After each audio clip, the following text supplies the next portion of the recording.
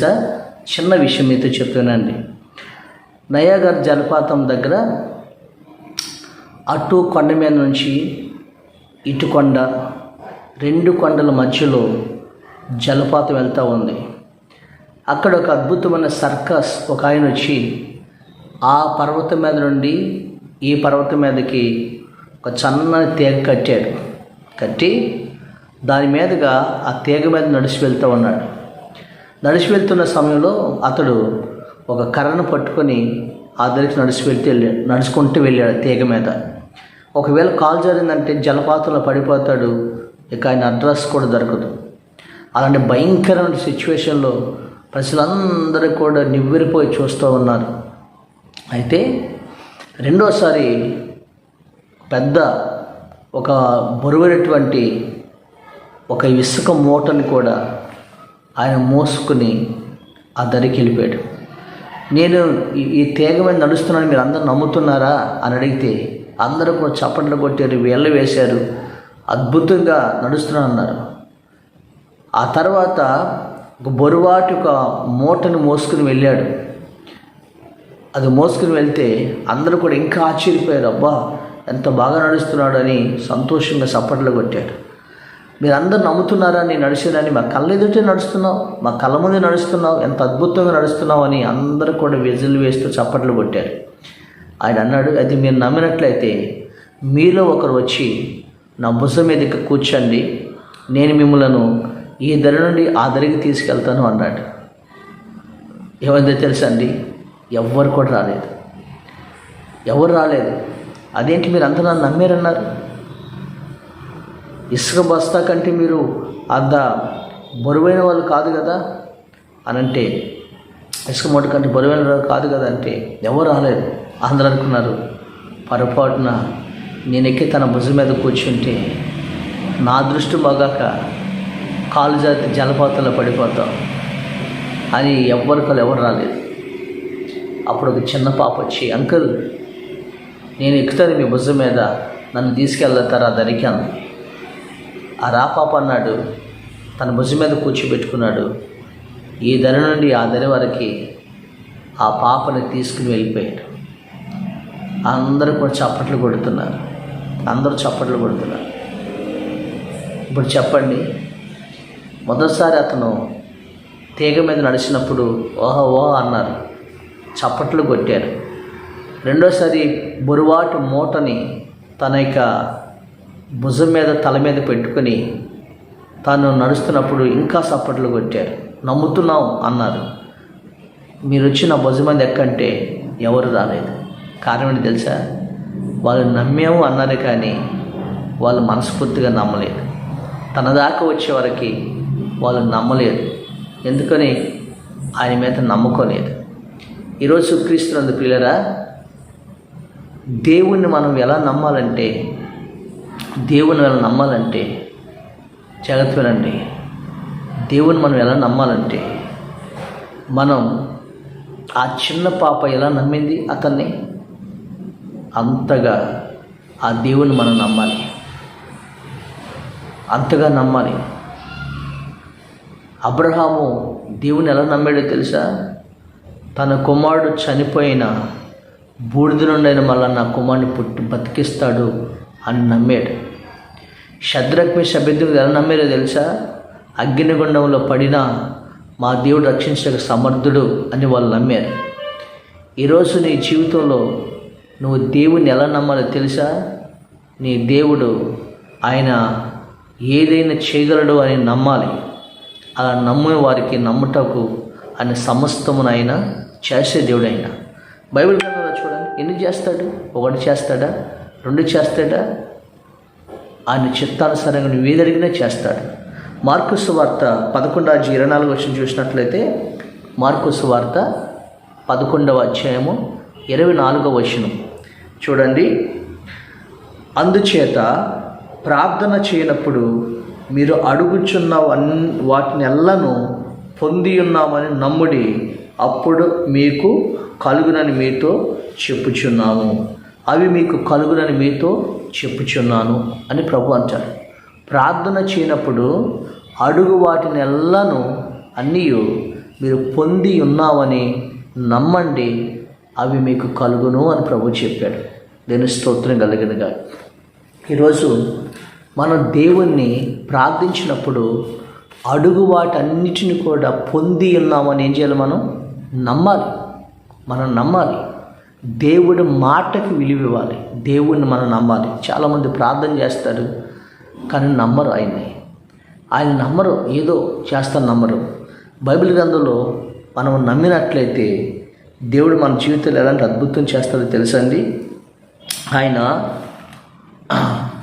జీవము కలిగిన దేవుడు, అద్భుతమైనటువంటి కరుడైన, ఆశ్చర్యకరుడైన, నమ్మదగిన దేవుడైన. రోమిల్ రాసిన పత్రిక 4వ అధ్యాయము ఆయన ఒక మాట చెప్తాడు. 18 రోజులు ఏమంటాడంటే, అబ్రహాము దేవుణ్ణి నమ్మినంట. ఏమనబడిందండి? అబ్రహాము దేవుణ్ణి నమ్మెను. చూసారా? అబ్రహాము దేవుణ్ణి నమ్మెను, అది అతడు నీతిగా ఎంచబడిను అంటాడు ఆయన. అబ్రహాము దేవుని నమ్మాడు.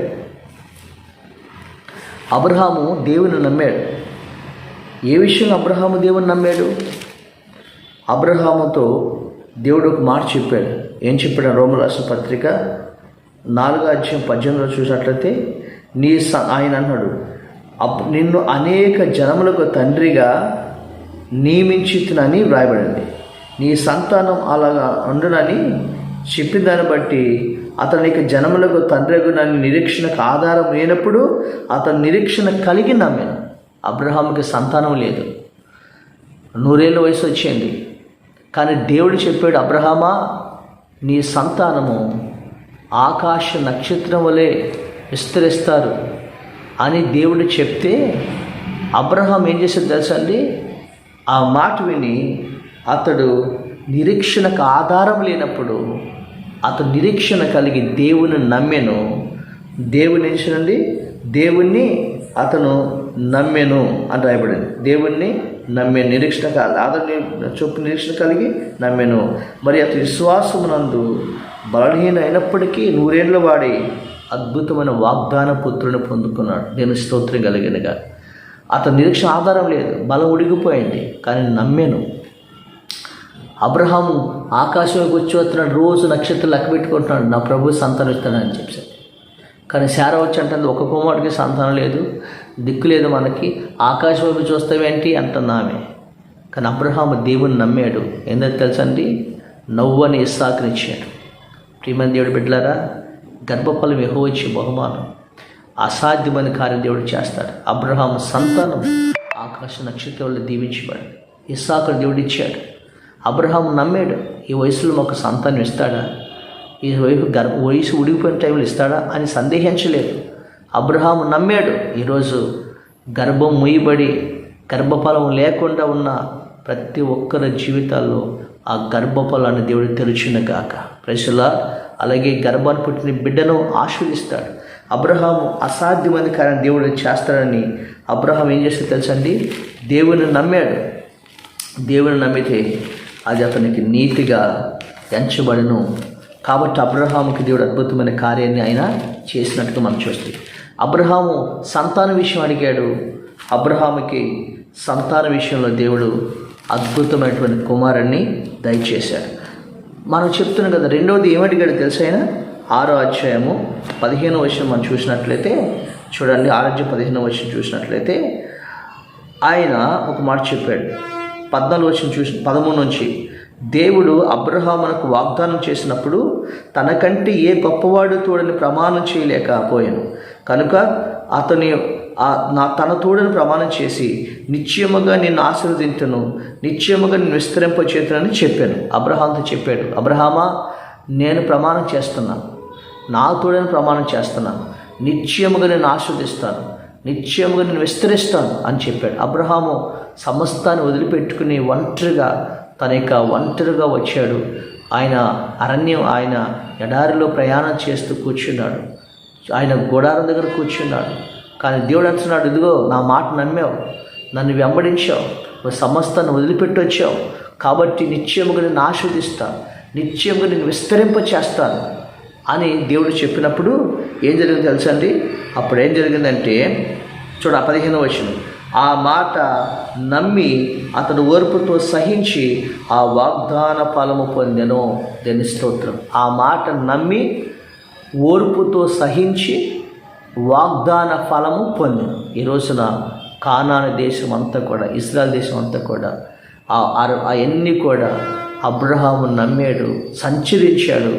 ఆ ప్రాంతాలన్నీ కూడా అబ్రహాముకి దేవుడు అనుగ్రహించాడు. ప్రజలా ఈరోజు నువ్వు ఆశీర్వాదం లేక అరాకుర జీవితం కలుగుతూ అప్పుల బంధకాలతో పడుతూ ఈ రోజున ఏ పూట కాపుడు బ్రతుకుచు వడ్డీలు కట్టలేక శాపగ్రస్తం అనుభవిస్తున్నామేమో, నిశ్చయముగా దేవుడు నిన్ను ఆశీర్వదిస్తాడు. నిశ్చయంగా నీ బిడ్డలను ఆశీర్వదిస్తాడు. నిశ్చయంగా నీ వ్యాపారాన్ని ఆశీర్వదిస్తాడు. నిశ్చయముగా నీ ఉద్యోగాన్ని ఆశీర్వదిస్తాడు. నిశ్చయంగా నీ చేతుల కష్టార్జితను అనుభవిస్తావు.